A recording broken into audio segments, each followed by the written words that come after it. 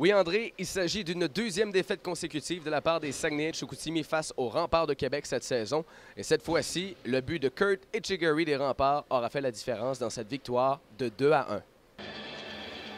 La commande était lourde pour les Saguenayens de Chicoutimi alors que les Remparts étaient invaincus en 4 rencontres depuis le début de la saison.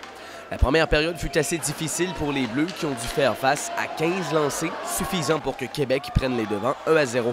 Ce n'est qu'en deuxième période, lors d'un avantage numérique, que les Sags nivellent la marque sur un but du défenseur Mathieu Gagnon.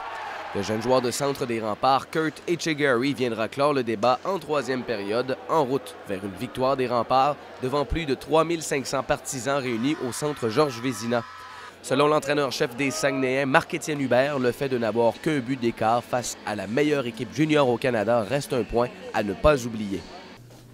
Quand on affronte la première équipe au Canada, avec, comme je viens de vous dire, une jeune brigade défensive en termes d'expérience, puis qu'on réussit seulement à donner 2 buts contre, moins de 30 lancés, puis moins de 12 chances de marquer, je pense que c'est très positif.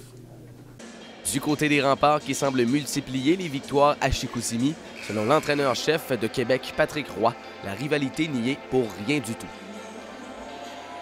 On joue bien contre les équipes de notre division depuis quelques années, puis sincèrement, on n'a pas le choix de toute façon de jouer des bons matchs quand on vient ici parce que, la foule est dedans. Ils ont une foule qui les supporte très bien. Puis, de deux, ils ne jouent pas du vilain hockey contre nous.